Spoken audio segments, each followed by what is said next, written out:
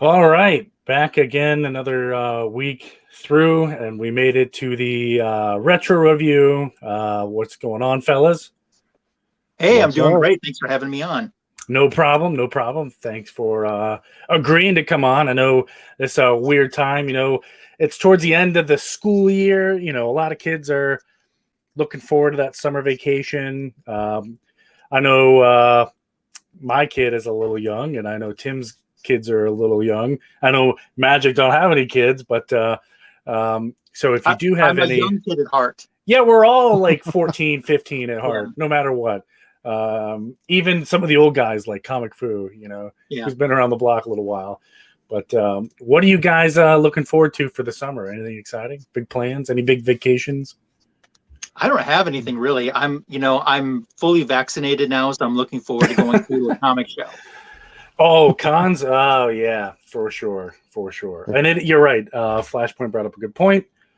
It is Mother's Day. Happy Mother's Day to everybody out there, including my mother, who's in the chat. Just kidding. Yes, she is in the chat. That is my mom. So I thought that was watch your guys' mouths. You thought that was whose mom? Tonley Finn's mom. Totally Finn's Tonley mom. Finn. Yeah, right. That guy, I heard Yep. he's out of here, but yeah, I'm looking forward to some big conventions too.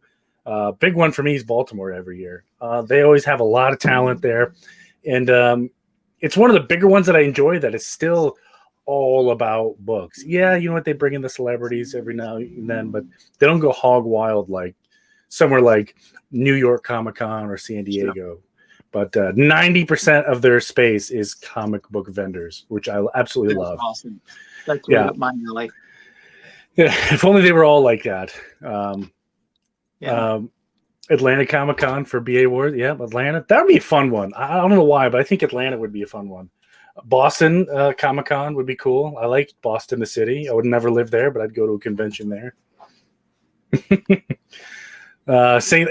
Tim, did you ever go to St. Louis Comic Con? Is anything good down there? We have a bunch of small ones like in halls and stuff that are real good for comics. Wizard World comes here once a year, which I guess is the biggest one. We just recently had one. I think it was called the Somo Con or something like that. That I think was actually in a pretty big venue. I didn't get to go to it, but it seems like everything except Wizard World is just like 300 men in a VFW hall buying 50-cent books. So, yeah. What's crazy to think about is, a while ago, not a long time ago, but a long time to me, because I was born in the 80s, but like when cons were happening in the 80s and the 70s, like that's kind of what it was, Mm-hmm. just in a tucked away in a little VFW or whatever. They've got like 5 vendors. Well, those Yeah. to me are kind of like a comic show now. That's Show, a comic okay. show. And a comic con is where you have a panel, celebrities possibly, signings and stuff like that. So One thing that I agree, but they still call it cons. But one thing I Yeah, will they do. say is the bigger ones will have a little bit more than comics, not necessarily celebrities, but like there might be a couple D-list artists and like a cosplay show. You know what I mean? And that makes it a con. Yeah. So, one thing that bugs me about conventions, and where I live is, a big metropolitan area, and a lot of celebrities, name brand celebrities, have come out of this area. So you think like, yeah, I'm going to go home, support my local community, support my local con, support local businesses. They don't do that, but for some reason they really chase cosplayers. So like, I go to the big convention that's in our city, and it's like, hey, now here's Billy and Sally cosplay. Like, come on, man. Like, just don't have anybody then. Not saying we can't like say, hey, we're having these cosplayers, but like, don't make them like the main attraction. Yeah. Just bugs me. But that's a whole other rant for another day. I hope they do bring back DC in DC. That convention's cool. That sounds so cool. I never heard of that until you talked about that before, but that just sounds like my wheelhouse. It is. I have personally have never been, but I know many people who have, and I've seen videos and pictures of the inside. And let me tell you, it is everything DC fanboys such as ourselves like dream about. Big giant convention halls with nothing but our favorite characters on it. So they have like San Diego, they have different halls for different events. At DC, they have different halls for different characters. Oh, wow. Which seems pretty cool, and definitely could get behind that. That's nice. So if they ever bring that back, we'll have to do like a live retro review from DC. Yeah, that would be really awesome. I would totally be down for that. It's not too far for me, but it would be kind of fun. DC's a nice place, but a little hectic for me. But I'm sure they get good conventions. What Awesome Con? That's the new DC one. I think it's Awesome Con. So, sounds like a place to spend some cash. Yeah, it sounds expensive. But before we get started here, going to point out the chat here. Justin Giovanni, everyone's favorite mobster. I don't know why, but when I hear the name Giovanni, I think of some big wise guy mafioso. Maybe that's just me, the Midwesterner. I don't know any better. But we got BA Wars, trying to find people. Copy did show up, but he's on the work. Flashpoint is in the house. Hopefully he's getting better. We need him back on the show. I can't make fun of you guys by myself. Just a Nerd showed up. I see I collect a lot in the chat, and it looks like they're starting to pour in a little bit now, and I'll shout them out as they come in. But yeah, so did you guys make it to the LCS at all this week?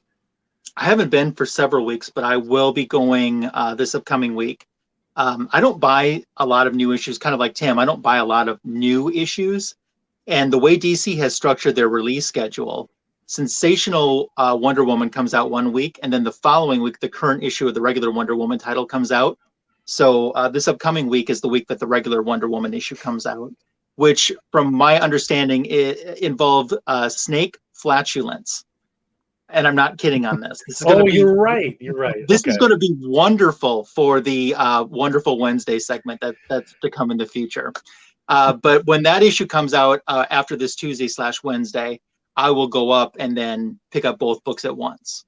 So because my LCS isn't so much L, it's an hour, 50-minute drive. Seriously? Yeah. Now, in my defense, there is another store that's closer, but I have like a 2-decade plus relationship with these people, and they do such incredible things for me. And sometimes, like, if there's a promo post or something, they will just put an extra one in my bag without me even asking. I mean, you know, they're so good to me that I'm not looking to go somewhere else. Yeah, I agree. Once you find an LCS, you know, it's for life. You know, some people are like that. Especially a good one. And I'm blessed. I have one that's, you know, minutes away from me, and they've saved me issues. Like, remember when Hell Arisen came out, 3, the first Punchline? Yeah. That was like, you couldn't get your hands on it, but it was already in my pull box. Yeah. So they gave it to me at cover price. They absolutely could have taken it, eBayed it, and made cash, because I was super late picking that book up, and they still gave it to me at cover price. Well, a great example of what happened to me is when Batman Damned issue 1 came out, and that thing sold out like bonkers. And here it's already been on the market, and I'm like, I think I want one too. Just, you know, you start getting into the hype that's coming out on it. Sure. So I contact them, and they're like, we're sold out. And I'm like, hey, that's no problem. I understand, you know. And then the next time I went into the store, they said, one of our customers who had it in his pull bag changed his mind about it. So we moved it over to you because we knew that you asked about it. Cover price. Nice. Yep. Same thing. I was late picking up my Batman Damned one, and they gave it to me at cover price. So shout out to Comics Connection in Mechanicsburg. And shout out to Westfield Comics in Madison, Wisconsin. So if you're ever in the Madison, Wisconsin area, check it out. And then, you know, make sure you get out of Wisconsin. I'm just kidding. Or am I? You know, because I got the Vikings hat on today. So, you know, I'm not really allowed in Wisconsin. Fighting words. Yeah, they're fighting words, but that's okay. When it comes to comics, we're all friends here. Tim, any cool LCS lately? I know your situation is a little goofy. All the LCSs in St. Louis are garbage. But I have an awesome back issue store, STL Comics. I'll shout them out. STL Comics, okay. Like, I'm gonna have to check them out. Probably the biggest, like, as far as like a physical brick and mortar place to go, the best place I've ever been. Okay. There's a couple of honey spots around here that if I'm looking for back issues, I'll go. But I always check my local LCS too. But I know everyone's not that lucky. Very rarely do I go on eBay or mycomicshop.com unless I absolutely have to. Then I totally will. But mycomicshop.com has become my LCS. I just order a couple books a week from them now. So. Nice. So you have a lot of experience with them. What do you think so far? If you had to give them an overall rating. Last year they had a little bit of rough service. Was that because of the DC? No, I think they was just trying to save money. But I mean, overall, I've been ordering for them for over 10 years, and they're pretty much always remarkable. Like I think I was saying last week, I bought 5 issues 2 weeks ago, and with shipping, it was cheaper than going to the store to buy the 5 issues, and it just gets delivered straight to your house, and you don't have to worry about, because you know what it's like. Every time you go to a comic book shop, something's missing. You know, you ain't gonna get everything. Oh, for sure. So I like the convenience. Yeah, for sure. They're super convenient, right to your door. But anybody have any cool DC Comics news? Did you read Green Lantern? I did not. Which one are you talking about? The new one. No, I don't know what you're talking about. I didn't read it. There's only one Green Lantern book. It just come out. Didn't get it, bro. Oh, it's actually decent. Oh, is that the news, that it's a decent Green Lantern book? Yeah. Well, I mean, we all know it's heading towards future state, which no Green Lantern wants to see. But like how they're getting there is pretty interesting. Like, I'll just spoilers, but basically, because going from the Superman books, the United Planets have been formed, and OL was trying to get in. Well, when they were being initiated, there was a big terrorist attack. That was issue 1, right? And a Guardian died, all that. Well, this issue is the aftermath, and the Guardians are like, well, we're just going to quit patrolling like 1,200 sectors of space. And they're like, Salik's like, I haven't been informed of this. How are we going to plan this? They're like, oh, it's just happening now. And all the rings start giving new reports like, your sector's been deactivated. You've been assigned to this. You've been assigned to that. Well, come to find out, there's like some sector they want to explore. So they have like 1,000 Green Lanterns get into this ship to go explore it. Well, when they leave, Teen Lantern's walking with Simon Baz. And she's like, what's wrong with the big green battery? And he's like, there's nothing wrong with the big green battery. And then the battery just goes off like a nuke, basically leveling the whole planet. Jeez. Yeah, and like at the end, you see the Far Sector girl show up, and she's like showing up, and like everything's destroyed. Yeah, it's like pretty crazy. It sounds extreme. Yeah. Flipping to movie TV news, DC confirmed that they're working on 18 projects. 18 projects between movies and what's coming to HBO Max. 18 projects. Well, and some of them caught my eye. I talked about them a couple weeks ago, and now some more information has come to light. It sounds like, if it's true, the Amazons, a series about the Amazons, is coming to HBO Max. Live action. I don't know how many episodes, but it's a series about the Amazon, so that would be cool. Any news if Connie Nielsen is in it, or Robin Wright? That I don't know. Casting news, I'm not sure, but that would be awesome if we can get them back for sure. That would be cool. I liked, who's the actor who played Hippolyta? What was her name? Connie Nielsen. Connie Nielsen. Yeah. I thought that was a great cast. Yeah, and Robin Wright's pretty darn good too as Antiope. Yeah, for sure. And when I was watching the Wonder Woman movie, like I was like, man, I know them from somewhere, and like it bothered me the whole movie. Like, what movies and TV shows have they been in? What is their name? But I like Law and Order SVU, and that's when I remembered. Oh yeah, that's right. She took over for whatever her name is. I can't remember that either, but it was pretty funny. And the Shazamly allegedly is getting their own spinoff, which would be cool. I'm okay with that. I think that'd be kind of interesting. But in terms of movie news, the only other possible one is I've seen contradicting news both ways, that there is going to be an African American Superman, and then there isn't going to be an African American Superman, and it is not going to be Calvin Ellis. It is going to be Clark Kent, Kal-El. Which did you see they released that news on Henry Cavill's birthday? On Henry Cavill's birthday. Yeah. Yeah. I wouldn't have done that. I would have done it before or after, out of respect, because Henry Cavill has a ginormous fan following for Superman. Honestly, what WB is doing, if you're a fan of DC, don't support their movies. Like, their reaction to the Snyder Cut and what they're doing, basically just giving us all the middle finger. Oh, they buried the Snyder Cut. Don't support them until those people get fired or they change their tune. Like, I was reading articles this week, like AT&T, the parent company, forced the Snyder Cut to happen, but then everyone at WB has like a gag order. They're not even allowed to talk about it, acknowledge it, anything. Like, I saw another one, like, Justice League's the most streamed superhero movie in China ever. Like, they literally could just make money off this, and they just hate the fans so much they refuse to. Make the money. I wish I was the fly on the wall for those kind of conversations. I wonder what their reasoning behind it is. That's the part that bothers me. Like, what are they thinking? You know what I mean? Hey, we can go and milk this cash cow over here.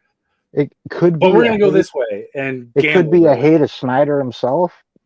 The studio doesn't get along with him. That could be a lot of different reasons. To me, that wouldn't make any sense, because WB and HBO and the movie and TV part of that network signed that huge contract with Zack Snyder's production company. So if they hate him so much, they gave him even more money. I think I think the big crux of it is, and we don't have to get into all this, but there's a stigma that Snyderverse fans and comic fans in general are just like racist people.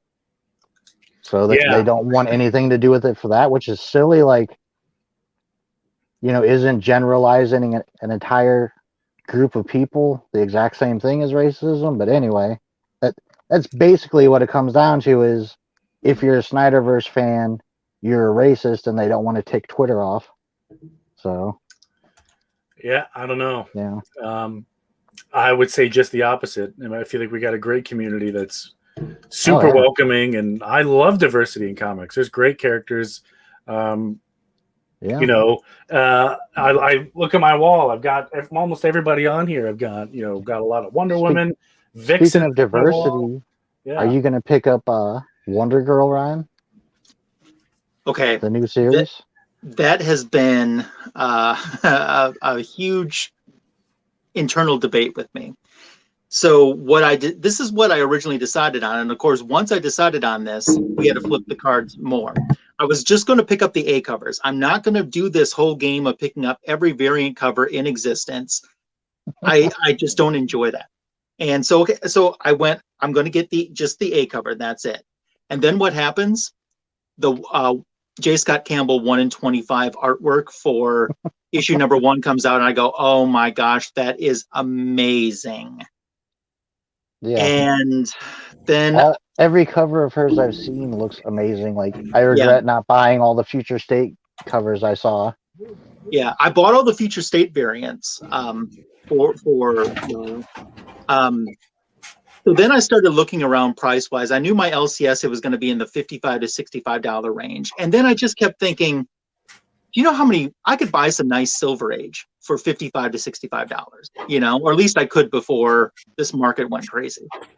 But I started looking around more, and I found a place with shipping, which is actually shipping from Canada to me in the United States.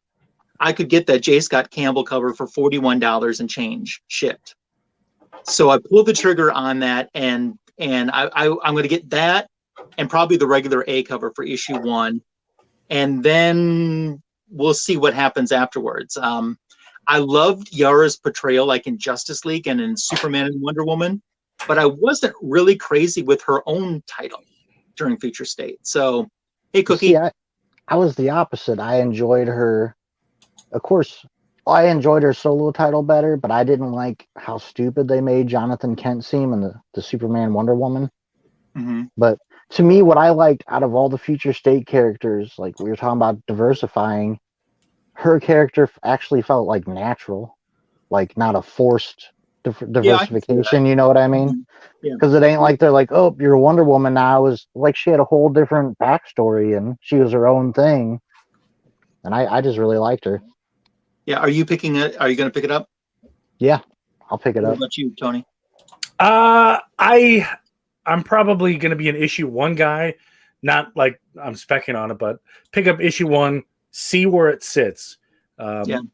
I like the art on it too. Yeah, the art looks art's good. on them. And once I get a feel on warm and fuzzy on issue 1, maybe issue 2, might take till issue 2, and then we'll take it from there. It all depends on if they keep the current talent that they have on it, all that good stuff. So my process is weird. I'm really picky about it. Hey. While we're on the subject of Wonder Girl, this is the question I had. Can you in a simple answer, Ryan, can you tell me Donna Troy's origin? Who is she? Which one? That's what I just collected Titans, and I think there's 3 different origins in just the Titans series. I tell you what I would, and I'm sorry for springing this live here while we're on and not backstage. I would love it if Fanboys did a episode one day where each person on the panel did a Who is Donna Troy story. Because there's been enough that everyone could do one and reviews that Who is Donna Troy story. My personal one, the one that I really like the most is the one from the New Teen Titans, the Perez Wolfman era, where she's the little girl in the abandoned building, which is pretty much the Silver Age origin as well, just expanded upon a little bit more. That's mine. The John Byrne take on it is actually pretty good, with her being a doppelganger of Diana. So young Diana would have someone to play with. It's her reflection off of the mirror that came out, and then she gets kidnapped by Dark Angel, who thinks that she's stealing Diana. And Diana just thinks that this magical being just went away because she's magic. She's not real. And like imaginary friend or something. Yeah. Okay. So, yeah. Well, that's a good idea. I think we'll have to do that. That's I would love to be part of that. If you do decide to do let's make that happen. Yeah. Okay. Yeah. I would love to come back and do that. Yeah. I think we definitely want to do that as well. We'll definitely make that happen. But speaking of Donna Troy, did you guys catch Titans at all? Season 2? Yes. So a spoiler if you haven't seen it. Right at the end, Donna Troy dies, and I use that term loosely because it's comic books. Man, I forgot about that. But and if you don't want maybe this is considered spoilers for season 3, earmuffs or something. But they released the titles of all the episodes, not necessarily the plot line or what's happening, but just the titles. So one that kind of sticks out to me is episode 5, which is called Lazarus. So I wonder if that's wonder. Pun totally intended. So I wonder if that's how they're going to bring her back. But there's another one called Souls, Troubled Water. Isn't Tim Drake supposed to be in this? And yep. Red Hood. Red Hood. Episode 2 is called Red Hood, in fact. So on a sort of different subject, but speaking Titans, did you guys see the set photos of Impulse this week? I have not. Oh, Impulse from the is going to be on the show? Flash. Yeah. I didn't see pretty cool. Didn't see it, but I like the Flash. I feel like it's maybe not anymore, but when I was watching, it was the strongest CW show. It was great until, what was it, Savitar? Yeah. The one where Barry keeps seeing Iris get killed over and over, and about the 20th time, you're like, this season is dragging. I want to say something about Flash, though, that's actually in the comic book news right now. And I'll say this actually for Flashpoint, if he's still watching, hopefully he is. But Flash is about to be reunited with one of his classic villains that he hasn't been reunited with in decades. Did you guys read about this? Hmm. Infinite Frontier issue number 3. You can look right at the cover, which is amazing. Back for the first time since Crisis on Infinite Earths, the Flash and Psycho Pirate. Flash and Psycho Pirate. Yeah. Wow, And it's boy, got an that's amazing cover too. that's a hot. It's been a hot minute since those two. It has. on the So I think battlefield. that's definitely newsworthy. That's cool. No, you're right. That is cool. Very cool. Very cool indeed. I'll have to keep that in mind. Keep an eye open for it. But anybody else got any cool news out there? by chance? Batman 108 came out this past week. Did you guys read that or? No. Okay. So from what I read, because I didn't pick it up either, but there is a Easter egg in there to a Batman theatrical movie, and it could be what people think is going to be the first cameo appearance of a created for the movie's character, Meridian Chase, who was played by Nicole Kidman in the third Batman installment. Yes, I remember. So in issue 108, there's a reporter interviewing a Dr. Chase who is in the shadows, so you don't see them. But they think that this is going to be Meridian Chase from the Batman movies. Interesting. One thing I think they missed a huge opportunity on is Channel 52 News, if you remember. Yep. They need to have a DC Comics channel about all kinds of DC news. They need to call it Channel 52. Yeah. It wouldn't shock me about what you're saying, Ryan, because this was issue 108.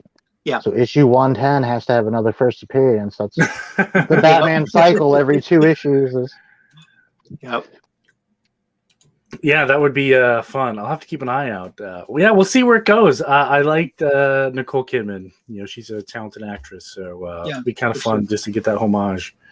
Yeah. She incidentally, for those that don't know, she is super tall, and her husband, who is a country music star, Keith Urban, is pretty tiny. So you see the two of them together, and it's a mismatch. I've always, they look opposite together, but what a weird combination. But they're both Australian, so they are both Australian. I didn't know he was Australian too. Okay, well, never mind then. There goes my theory. It's like Gwen Stefani and her husband. For life of me, I can't remember his name, but he's a big country music star. Blake Shelton, yeah, like those two genres of music don't fit together. But if only Dave was here. He's in Tennessee, so he should know all these people. Yeah, right. He was, he's probably lives next door to him. He probably gets his prescriptions at the same place Keith Urban does. Right? He sits next to him and hangs out with Dolly Parton all the time. Yeah, I can't wait for the day that Dolly Parton says Boo is a furry. Start it. Get the GoFundMe on. We're gonna give Dolly Parton. Did you see that video Dave sent to the chat today? I missed it. It was some guy I've never heard of was talking about a Green Lantern book. It was a short this guy did. And I think the guy had 5,000, 8,000 subscribers. And he's basically... Yeah, well, he's talking about this Green Lantern book. And, he doesn't really like it. And he's like, I'm not the biggest Green Lantern fan in the world. And a picture of Dave pops up. Oh, wow. just this random person you've never heard of. There's Dave. So... Good for him, Good he's getting exposure because Lord knows he needs the followers. We're trying to get him some followers. Yeah, he doesn't have enough. His smaller. As he always says, it's a great way to support these smaller channels. It's over 2K. If he is a smaller channel, then I am like a pin drop channel. So yeah, we're not even on the radar. Yeah. I just got to 446 today. And I was awesome. At 445 I was stuck there for a while. A lot of people, just talking about people getting subs, 2 people that have deserved it for a while that had big jumps and are really close. I'm going to shout them out. So if you're not subbed to them, go. But Super Russ 9000 and Stevie B are dangerously close to 1,000. They both deserve it. Really deserve it. So if you're not subbed to them, go do it if you're watching this. Yeah, for sure. Yeah, and you know what? I love Super Russ 9000, and he's doing a video a day series. So we're all trying to support him. But man, it is tough because everybody's putting out awesome content. If you ever all want the to know how time. many days have passed in the year, go to Yeah. Super S's channel and see what Yeah. videos. Video 100 and something. Man, a video a Exactly. day, you know, God bless him, but I couldn't do it. Um, I would run out of cool things to talk about. You know, I don't feel like I'm that interesting. I can't really go on. You know, and my room ain't that really interesting, you know. But that red carpet is everything. Right? It's all about the red carpet. The 70s red carpet that But just that's red carpet. That's like, celebrities have trotted in here, on the red carpet. So yeah, the Exactly. celebrities being my 2 dogs, you know, my wife, the kid. Those are the only ones on there. But yeah, someday I'm going to pull up and do something else. I can't do a video a week, dude. Some of us struggle like me putting out a video a month. I can't wait for your upcoming video, really delving into the Justice League Mother food box. Yeah, you know what? I have looking everything filmed. I did a little bit of editing, but I'm waiting for, and this is probably going to spoil the video, I'm waiting for them to correct the problem. All right. If they Fair enough. don't, Fair and enough. that's fine, you know, the chips are going to fall where they may. But if they do correct it, I'm going to note it down, you know, in the video. Yep. So I'm waiting on that. You know what? I'll give them till this week. If they don't do it, screw it. They Fair get enough. what they get. But yeah, so let's dive into a review. So who wants to go first? Not me. I'll go first, and Sure. so you want to make me? Yep, I'll big? blow you up here just a second. Where is it? Right here. I literally, when we did the food box unboxing, just figured out how to make people big. Like right before that, I'm gonna review 2 issues. It's a full story. This is JLA 16 and 17 by Grant Morrison, and when I got back into comics in my early 20s, this was a big series for me. And for those that don't know, I have some of this in trade, like a full run, but some of it's trade. So I've been picking up single issues, including these 2. And man, it just reminded me how amazing this series was. And this story, you can see the new lineup. Look at these characters. You got Jeez. Huntress, Zoriel, an actual angel, Aquaman with his missing arm. Ryan, you know which Wonder Woman this is? Is that Hippolyta? Yes, sir. I figured you'd know. Plastic Man, and look at that. Blue Superman, so you could tell what era we're in. This is a story I've actually forgot the name of, Camelot. So basically the story is there was a contest run to meet the Justice League, and there's this hero with no powers called Retro. You can see down at the bottom of the screen. So Retro and a whole bunch of reporters are going to be transported to the Justice League satellite for a tour and meet and greet with the Justice League. Well, of course, Retro isn't who he says he is. He's actually a villain called Prometheus. And as far as I know, this is the first you see Prometheus in a big story. He was actually, when they did, I forget what it was called, a bunch of villains got one-shots. He got a one-shot. That was his first appearance, which is basically his backstory. And this is the first story you see him active in. And man, he was a good villain. And basically, Prometheus has a helmet that makes him a super genius. And he has a plan to basically take out the whole Justice League here. You can see him using technology to take out Steel. If Steel lets his hammer go, it's going to puncture. It's going to fly out into space and puncture the air with all of these reporters here. Look at all this info. Here's a map of the watchtower here on the moon. You know, he takes out Martian Manhunter, sets him on fire, and injects him with a liquid that, basically gooifies Martian Manhunter. Then he goes to their garden that produces all the oxygen on the moon, sets it on fire. So now all these reporters are here, and, they're running out of air. There's no way to get off. He's disabled transporters, all this. He sends Zoriel to his home base, which is like in a limbo. You can see there. Well, then he gets to showdown with Batman. And he tells Batman, I have 30 of the world's greatest martial artists programmed into my brain, and one of those martial artists is you. You know, takes Batman down. With the Flash, he basically tells the Flash I have bombs set, so if you use your super speed, you're going to blow up the whole satellite. And then I think it's some sort of sonic disruptor, messes with Kyle's brain, so Kyle can't use his ring. That's the end of book 1. So basically you have a whole bunch of the League disabled. Superman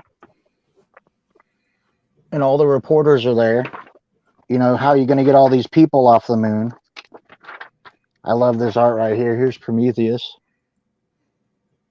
Super awesome villain. He had huge implications in comics all the way up to almost New 52. For those that don't know, read Justice League Cry for Justice. He shoots Kyle. Shoots a Green Lantern right in the chest. So basically he confronts Superman.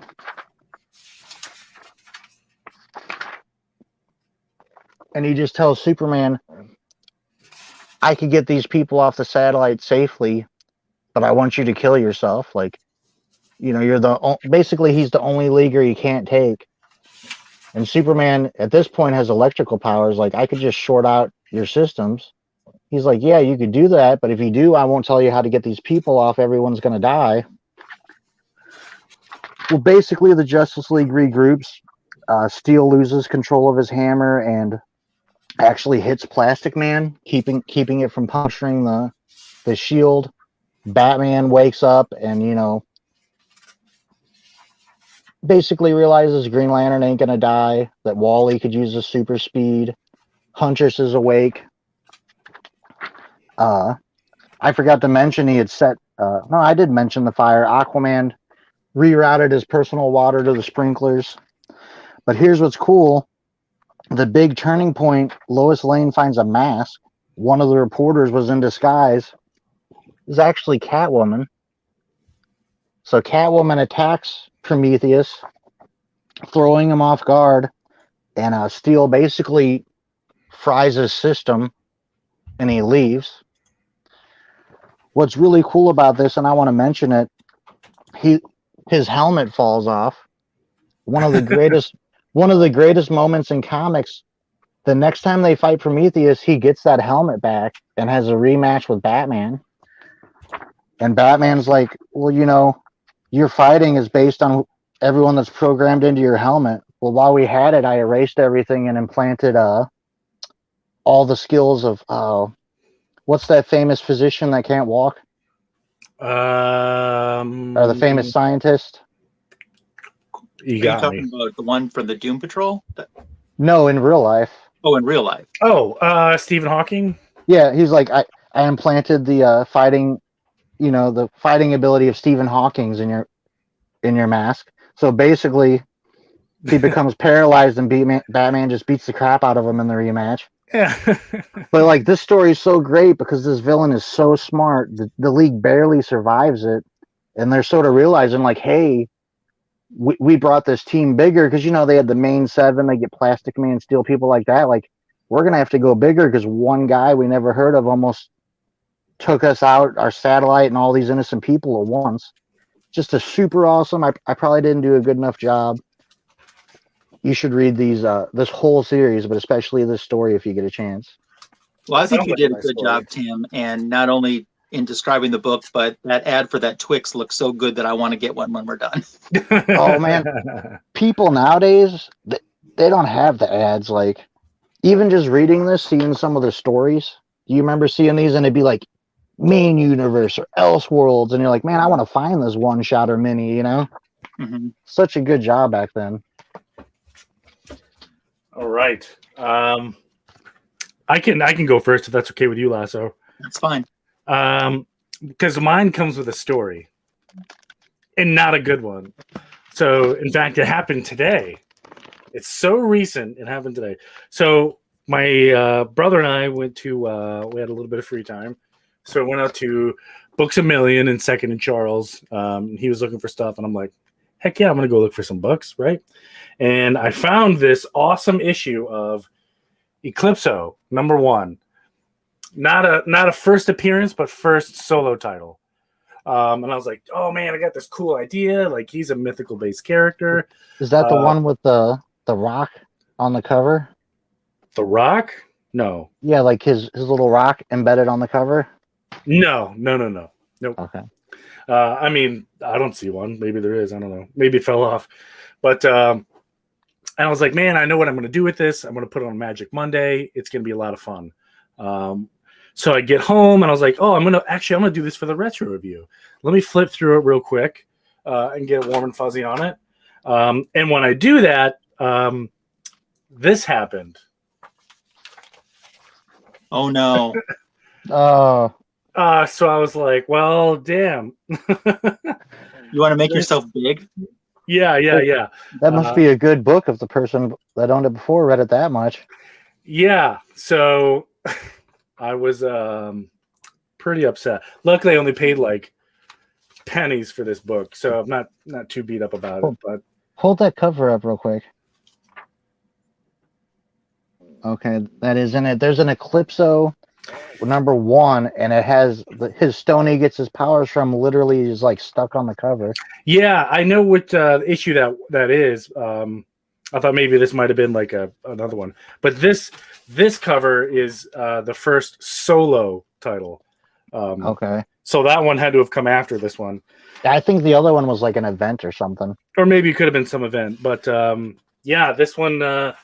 Let me switch my cool little camera here for just a second, or have it not be on the wall. Okay, but this is a pretty cool issue. So it starts off. Keep in mind, Eclipso is this super mega villain who has all these powers, and I have his powers up here. He has possession. He has teleportation. He has manipulation. He can possess people. He can, has all these cool mythical based powers, which is awesome because I love magic, especially in the DC universe. And the diamond little thing that you're referring to is called the Heart of Darkness. And believe it or not, Eclipso, and I learned this a while ago, but it still blows my mind. Eclipso is tied to Darkseid in a way, because the Heart of Darkness itself was made on Apocalypse, and when it came to Earth, Eclipso did some stuff to it. But anyway, that's a whole other story for another day. So we get a real quick brief backstory on Eclipso. Eclipso and the Spectre are polar opposites of each other. It's kind of like good and bad, but maybe not good and bad, because Spectre also does some questionable things, but in terms of influencing man and punishing him, where so Spectre is the spirit of vengeance. Eclipso is just straight up vengeance. He is vengeance. He has no compassion. And it talks here in this page about how Eclipso was there when God created man. Well, they don't say God. You know what I mean? It's heavily implied. But yeah, so we cut back to Earth, and Eclipso is looking for the Heart of Darkness, and he can possess anybody. So here he's possessed, like cavemen and stuff like that. They do kind of like a dive, like the past people he's possessed. We cut to modern times, and he's in the Vietnam War, and he looks like he might have possessed some kind of like Green Beret or Special Forces kind of person. So he's looking around for this Heart of Darkness. He kills a bunch of guys, and he ends up he can sense the Heart of Darkness, which is really close. Oh yeah, one thing I point out, this is totally not related to the story, but it kind of made my brain hurt a little bit. It says Great Eastern Comic Book Conventions, but for some reason California and Washington State are on here. I don't know why. But it's okay. I just like, oh, whatever. We'll just move past it. Roll with it. Yeah, well, I don't want to think about it too much. So we're in Vietnam, and he does end up finding the Heart of Darkness. And And then he goes and to the gentleman who has the Heart of Darkness, and he gets possessed by Eclipso right here. So he's possessed. This person is possessed by Eclipso, and then he just goes on this absolute murder spree because that's Eclipso, and that's what he does. And it is an interesting story because keep in mind, Eclipso is just a violent dude. I mean, he has like goals and stuff like that. He throws this nice lady out the window, kills her, and he's trying to cause as much chaos as he can. Now, like I said, perfect example. Here's the Spectre, who is kind of God's wrath, and he judges them based on good versus evil kind of thing. Where Eclipso is just like, hey, you did this thing, yep, you're dead. And you can tell. Look at this panel in particular. Like, dude, this guy's getting blown away for no reason, and this guy's shooting at the Eclipso and just goes right through him. And here we talk about Eclipso, kind of like, I think it's kind of like metaphorically playing chess with God and stuff like that. Again, they don't really say God, but they have to just imply it, which I thought was pretty cool. And then, cut towards the end here, Eclipso's got his Heart of Darkness, and he's like, you know what? Let's take this to the next level. And he talks about his next goal right here on the last page. It says, can't really tell, but it says Eclipso for president right down here. So he's gonna run for president of the United States as with his Heart of Darkness, and I would imagine probably try to take over the world. But that was it for this quick review. I'll bring you guys back in now. But yeah, I like Eclipso. I like Magic-based stuff. So this one was pretty cool. Just heartbroken that, and it wasn't even like I pulled it too hard. It just, I guess, wasn't. I should have looked at it. It wasn't even attached at all. Wow. Dang. So that was fun. So cool. That's my review. Mr. Lasso, you're up. Awesome. So I chose a book that was released in November of 2017. And I figured I was pretty safe going with something that Mark Waid wrote and George Perez did the art for. And it might surprise you guys that my pick for this week in the Retro Review is Brave and the Bold, Volume 3, Issue number 8, with Flash and Doom Patrol, which I think we have an amazing cover right here. We just shouted out Super Russ just a minute ago. Perfect timing. Yeah. So right here, like I said, George Perez, you can't go wrong with artwork like this. No, so for sure. This issue and the issues in this volume are kind of bookmarked with the Challengers of the Unknown. They're on Challengers Mountain, and they're taking turns looking through the Book of Souls. They're trying to figure out how to fix it, and there's this reoccurring name, Megastus, that they keep hearing about, and they're trying to figure out exactly what that is. So then we cut over to Keystone City. Wally West and Linda, they're arguing about Niles Calder, who's been in touch with them. He wants to help them out with their children's unstable powers. So they eventually decide, let's just go see the guys. So with the help of the JLA transporter, they head over to Prague, and they end up at the mansion. And there's a nice little reference there to it being kind of like the Munsters mansion. The kids immediately are excited to, check it out. Niles and Rita for Elastigirl meet them at the door, but the kids are running through the house. We just kind of giving them a tour. And what I really liked in this story, and in the meantime, when the kids are taking the tour, the parents are talking with Niles about what they possibly can do. But anyway, the kids are running through the house, and they end up meeting Doom Patrol members, and it's done in really such a cool way, because they'll say something like, one of the kids will say something like, "This looks like a house that Frankenstein would live in," and then the next person they see is Robot Man. And then a little bit later, they'll say something like, where are we going to run into next? A mummy. And of course that they run into Negative Man. So it's really well done. So they end up, Flash and his wife Linda are talking with Niles about this procedure. The deal is Niles has guessed that Iris's vibrational control and Jay's muscular overgrowth are the side effects of their accelerated metabolisms and could cause them to get old and die at any moment. So this is kind of a grave situation that they potentially could be in. They don't know for sure.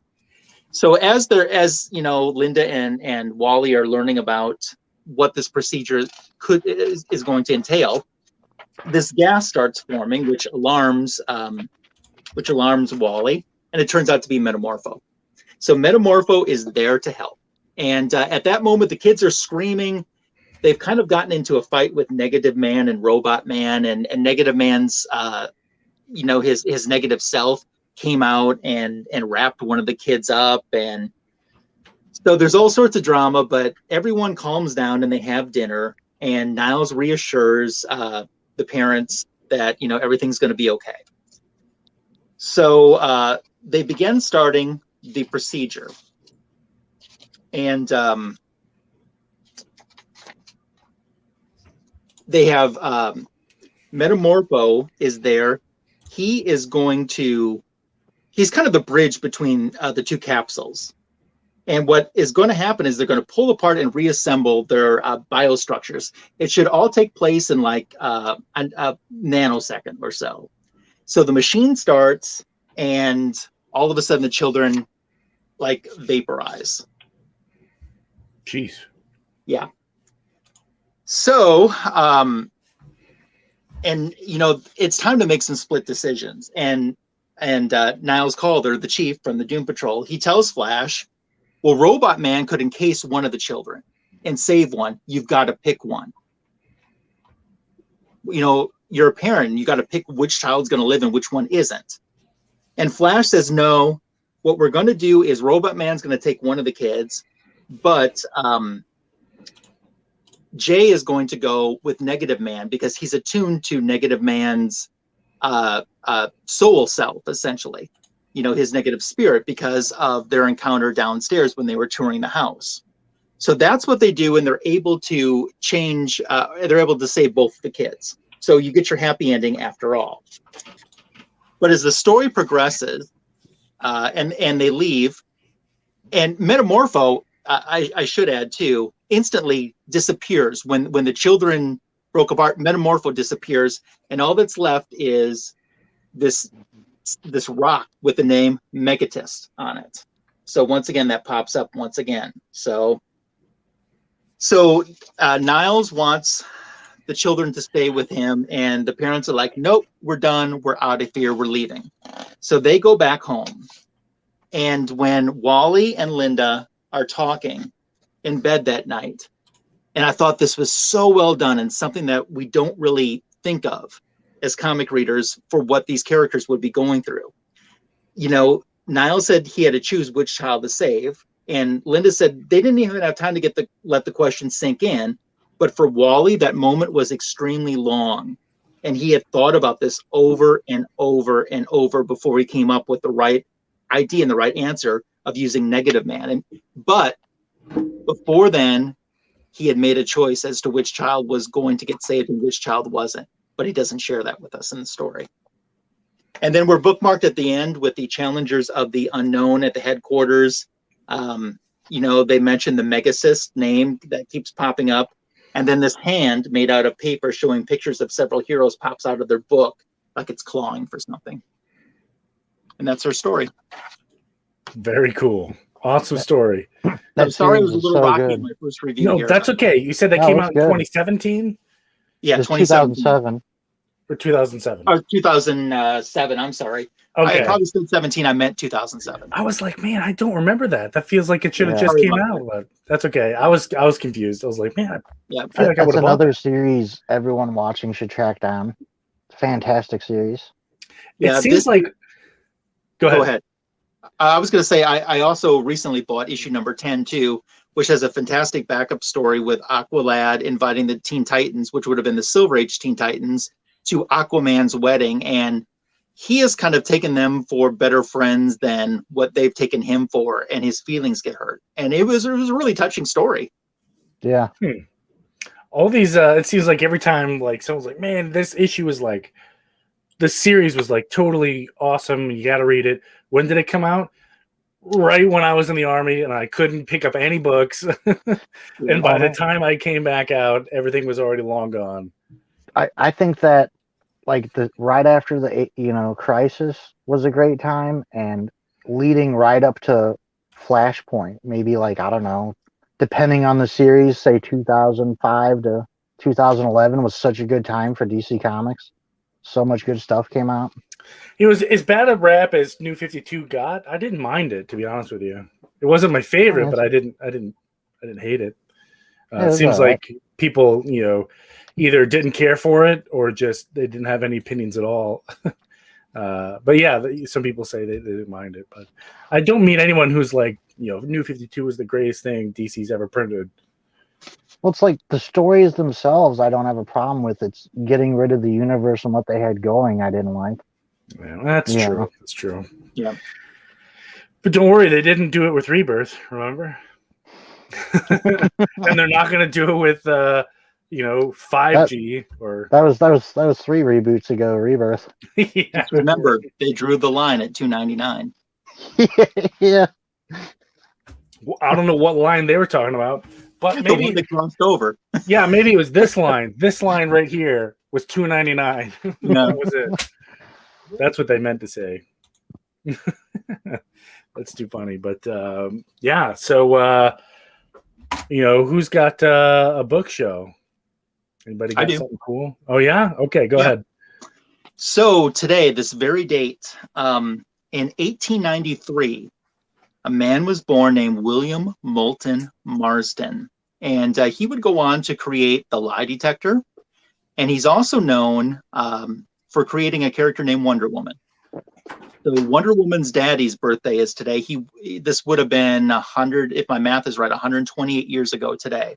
Now, he passed away in 1947 at the age of 53. He was 1 week away from his 54th birthday when he passed away. But what I decided to do, since it's William Moulton Marsden's birthday today, my book show is going to be a book with a story that he wrote the year before he died. So this is Sensation Comics. This is issue number 55. William Moulton Marsden penned story the year before he passed away, with Wonder Woman's original artist, Harry G. Peter, on art. And this was an AOK I received from Comic Books NYC. It is the oldest Wonder Woman comic book in my personal collection. That is awesome, dude. I didn't know he came up with the polygraph. He did, yeah. And if you stop and think about it, a lie detector and a lasso of truth that forces you to tell the truth are very similar. Cool. Also, he led a bondage fetish. A very progressive lifestyle, to say the least. I'm ignoring that. He led a very progressive lifestyle, to say the least, especially for the 1930s and 40s and so on. Sure. Yeah. I did know that about him. He was, at the time did not live, according to traditional standards. That I know. It's an awesome book, man. And when you were showing it, I was just thinking, it felt like it was a week or two ago. You had a goal to just get one Cessation Comics. Yeah. And now you have, I know, at least multiple now. Yeah, that's cool. That's crazy. I bought myself one, and I got this AOK from Comic Books NYC. And then I got a AOK of a Sensation from Comic Food 2814. Hashtag Foo is a furry. Hashtag Foo is a ferret. He's getting too many hashtags. Because he's one of these small channels. You need all the hashtags. That's true. He's incredibly small. He's starting up. I heard he's going to be on Rod's show. Support to smaller channels like his. That's too funny. Tim, what do you got? I got one. If you watch my channel, this will be old to you, but I haven't got a chance to show it on here with my Green Lantern buddies. But I did get recently the Green Lantern 48 graded. Nice. This is the first Kyle Rayner, and why I got it is I wanted something rare. The DC logo variant. Oh yeah, there it is. Yeah, you're right. So super cool. Good. I think the week I got this was like right when I started having to miss shows. So wanted to show it on fanboys. Exactly. That's awesome. Yeah, as for me, like today, I was out and about going to like Second of Charles and Books A Million and all that good jazz. And I found something that's like cool, not necessarily super rare or valuable or whatever, but I did manage to pick up this Warlord 63. Nice. And you might think there's nothing special about this issue. Well, you're wrong. This issue is special to me because this is the first pencils done by Dan Jurgens. Oh, really? We redo, yeah, absolutely. So I was like, heck yeah, this, Dan's a cool guy. Him and I have chatted many times. He does a lot of support for veterans and all that. And he's a big Vikings fan. So we even have even more in common. So I try to support Dan Jurgens any chance I get. And I wonder if I have that. Review good. This is the first published, I don't think it's first published work, but it's from what I read online, this is the first published pencils by Dan Jurgens. So I'm not sure what that means, but here it is. It's cool. He didn't do the cover, but he just did the inside pencils, which I thought was pretty cool.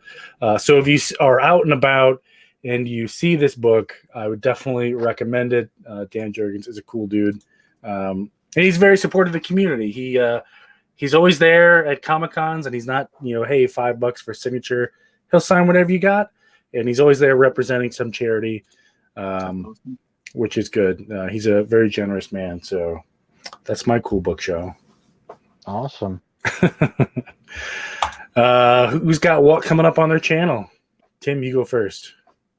I just did a top 50 video yesterday. I know that was started by Alex the Comic Hoarder. I've been watching a lot of them and did one myself. So if you're interested in that, check it out. And I would like to see you two gentlemen and Foo do one of those too. That'd be pretty cool. Wait, say that again.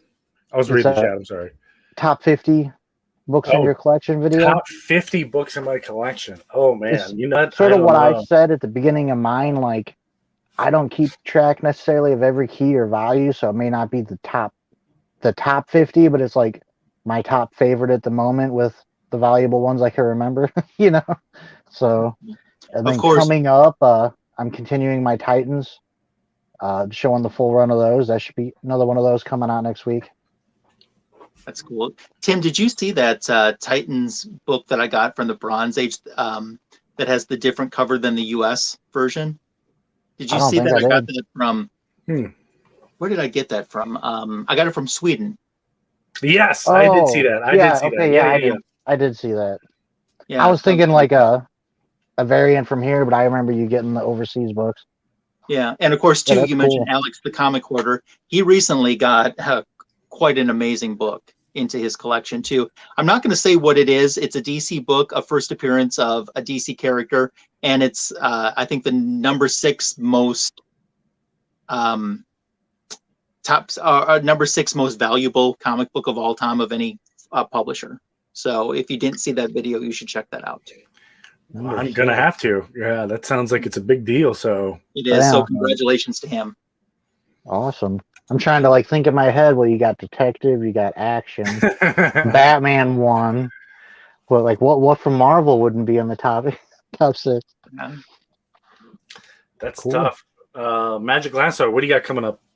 Cool. So this past week, I dropped a video where I had an AOK from Flashpoint Comics from Fanboys Live in the Retro Review. He AOK'd me a Fuminati mystery box. Those came out a few weeks ago, and I kind of delayed mine on purpose. And as much as I hate saying this, but Fu really gets to claim a victory in this video. So that's already on my channel. Coming up on Tuesday, it was a great video. Yeah, I really enjoyed it. Yeah. I just left it how it was. I'm like, I'm not going to edit this. I'm just going to let it how it rolled out. So on Tuesday, I'm going to be dropping a video. I won a prize win from the Classic Comic Collector. And he sent me over 40 comic books. It was a mystery box tailored to my likes. So you're going to see some Silver and Bronze Age in there, a lot of DC in there too. And and I didn't know what books were coming. And I mean, 40 plus books is a lot of books to go through as a prize win. So that unboxing will be coming up Tuesday on my channel. Just search for Magic Lasso here on YouTube. Please sub me up. I'm past 450, so we're on the road to 500 right now, and any support I could get is certainly appreciated. And I love interacting with everyone too, and appreciate anyone that spends time on my channel. And it looks like I got a top 50 video per Tim's request to film sometime in the future, and I'm looking forward to that among other things. A top 50 video, because you have a big collection, and I'm curious to see what you're going to pull out. I mean, the only books that I know you have are what you show on YouTube. You know, the rest is an absolute mystery. Well, you know, it's just Wonder Woman from what he says. Yeah, I bet he's what got he says he has. You know, his earliest book all the way through current. You could pull out 50 Hughes covers, and I know you collect a lot of the girls like Hulk and or She-Hulk and Phoenix. You could have quite an interesting top 50. And Supergirl. I love Supergirl. You know. Yeah. I could even do a top 50 autographs. I could make it autograph only, but no, I can't do that because there's a lot of books I love that aren't autographed. But it'd be interesting. So my turn. By the way, there's going to be a top 50 video coming on my channel for Tim's request. So watch out for that. It's going to be a lot of fun. I always watch your guys in like, hey, my top whatever in my collection. I'm always like glued to it because. Like I said, I love to see everybody's collections out there. And some of you guys have like, you'd be like, oh man, here's this cool book, you know, that I got. And I was like, bro, that is like insane. That's got to be like $1 million book, you know, theoretically, but it never is. Everyone always has way cooler books than me, but, and that's okay. But I'm looking forward to seeing everybody's. It's all about what you like, you know, like exactly. To me, like I wouldn't trade my collection for anyone else's. Oh like, yeah. Nate. Yeah, you collect what you like. It don't matter. Yeah, there's like, you know, Predator book here, for example. It's not really worth a whole lot of money, but it has sentimental meaning to me. But there's a lot better books out there in terms of grade. But yeah, I'm going to have to think about that. Top 50 books in my collection. Looking forward to that. Also, if you've been paying attention the last couple of weeks, especially on my social media and here on the Retro Review, we did the DC food box. And it didn't go well, but definitely I'm doing a full video review on it here shortly. I'm just waiting for them to correct something before I blast them on social media. They were really responsive and they were taking care of, you know, other things relatively quickly, but they just dropped whatever. But so I got that coming up. We have Magic Monday coming up here soon. As soon as I get a Tales from the Green Lantern Corps from Tim, I can no pressure. That. Absolutely no pressure at all. You know, but it is Sunday, so you know. Real quick before you move on, who'd have thought something new Justice League that was disappointing? What do you mean? That was a Snyder cut joke. Oh, and talk about your food thing too. Yeah. Oh my gosh. Oh my gosh. Oh my gosh. I would rather watch the Snyder Cut 24 hours nonstop than get another food box. But how about watch the Whedon Cut 24 hours straight? Probably. I probably would do it too. You know, because you know at least Gal Gadot's in the movie. But anyway, she's not in the food box. It doesn't come with like I love Gal Gadot doesn't come in your kitchen and cook it with you, which would have been awesome. That first Wonder Woman scene in the museum or whatever it is, that was awesome. And yeah, I'm glad they kept I love that. The first Flash scene, like in the pet shop. Dude, we were all thinking it when the hot dog scene happened. That's what I'm going to call it, the hot dog scene. Everybody on planet Earth was like, what is going to happen with the hot dog? I was waiting for her to like shove it in her mouth or something. Like, why do I have a hot dog in my mouth? That was so perfect. That's like a perfect Wall-E scene, even though it was Barry. Like, yeah, that was awesome. Yeah. But yeah, we should do a cool Snyder review here, even though it's way late, but kind of fun. But that's what I got coming up on my channel. We got a Magic Monday coming up on the Retro Review. I'm sure there's a Wonderful Wednesday coming up as well. And I'm sure Tim's going to do Tales from the Green Lantern Corps at some point. It's on the list. I'll get to it. No, I'm just start acting like a big shot or something. Yeah, like, whatever. I'll get to it. Yeah, yeah. Comic Have your food. people call my people. Have your people. Yeah. We'll chat, but definitely check out Comic Fu 2 and his channel as well. He's on here regularly, but he's got he thinks he's better than us now. He can go do all these other. I thought Gathering of the Juggalos was just like a weekend thing. I didn't know it was this long of an event. So Yeah, he's he'll be camping, back. I guess. Yeah, he's walking back from the Gathering of the Juggalos Exactly. because he traded his car for a bunch of soda, whatever it is they drink. What is it? Oh, Fago? Is that what it is? Yeah. The brand Yeah. Fago Pop? Yeah, Fago. Yeah, and so in Flashpoint too, make sure you subbed him up on YouTube and Instagram as well. I think that's going to do it here. Anybody else have anything for the good of the show? No, but thanks for having me on and, gradually working me into the prime time here, Yeah, right. Yeah, this is prime time. I'd love to come back whenever you want me or whenever you need to fill in. I'd love to come back. If your favorite character was a Green Lantern, I'd say you'd be welcome back anytime. I'm just playing. Just playing. Oh man, yeah. We'll definitely have to bring you back. I got some cool stuff I have in mind, and I want to bring you back specifically for. Okay, cool. Yeah, and the Donna Troy thing. Yeah. I was going to say the Donna Troy Troy thing, and I think that'd be fun. Maybe some Titan stuff too, but who knows? Yeah. And don't forget, if you're watching Magic Lasso, I don't know if he's in the description, but sub him up. Thank you. Yes, sub him up. You know what? I made it in a rush. I didn't put anybody's description in there or anybody's link to anything. I was doing it on the fly because I realized it was on my channel. So I was just putting stuff up just to get stuff up, but I'll have to go back and fix it. But sub everybody up on our panel here. Definitely sub each other up in the chat. A lot of cool people making some great content in the chat. Yep. And if you joined us this evening, double high five to you. And we will see you next week on Tim's channel because I think we're still just flying, just the two of us. Yeah, so it should be rotating between us. Maybe we'll do one on the Fanboys channel again too. But who knows? With everybody out, it's like you said, fly by the seat of our pants. We don't know what we'll be doing, but yeah, it's kind we'll of be doing something. It's kind of a nice break from the Night Quest or whatever. Exactly. Yeah, the story that doesn't end. Yeah, the story that doesn't end. I didn't realize it was so long, or I wouldn't have suggested it. I thought it would be longer, but like Nightfall length. You know what I mean? So. Day of Vengeance was like 2 votes away from winning it. Yeah. And it was only 6 issues, so. Well, I was about to lose my mind if you guys were going to review Naomi before you reviewed a Wonder Woman story on this channel. Have we never done Wonder Woman? Not that I know of. Well, no, you know why? Because we were waiting for you. That's true. That was the reason we didn't do Wonder Woman. I'm here. Yeah. Well, like I said, we're not really in normal plan mode now. It's next time you come on, we'll do Wonder Woman. Well, this is her 80th anniversary this year. So this year, I think sometime we can. Yeah, if it's 80th anniversary, we should probably do like a. You need to come on, and if you can't come on, you need to give us the story we should do. Like the. What do I know about reviewing Wonder Woman comic books?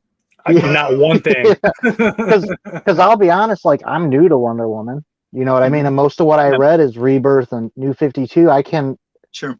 We could tell you the Green Lantern stories I to can review. Steer you away from certain things and steer you into a better path for some other stories. So. This is the path of enlightenment of Wonder Woman. Yeah. So like you either need to come on, and if you can't, you need to tell us what story to review. So I will probably do both.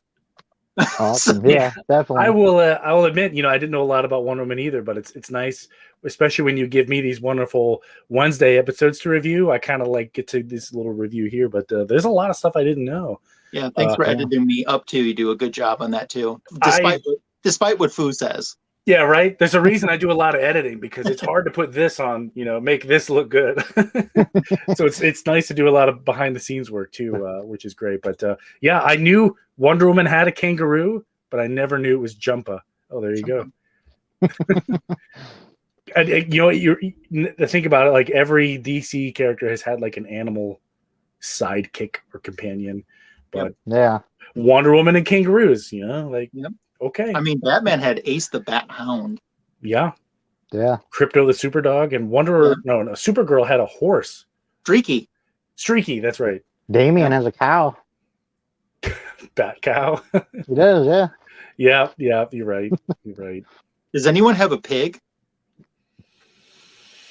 Mr. Pig, Yeah. I'll tell you. Hey, I'll how tell you. about this? The Professor Titans Pig. have every animal because they That's have true. Beast Boy. True, yeah. Yeah. But I'll tell That's you cheating. a great name for a pig, especially if you're a country music fan, is Tammy Swinette. As opposed to her, father would be Mr. Swine and Swinette. Swinette. Swinette, yeah. That's funny, but okay, we'll end it here. We'll catch you all later. Thanks for hanging out with us. Bye. Don't forget.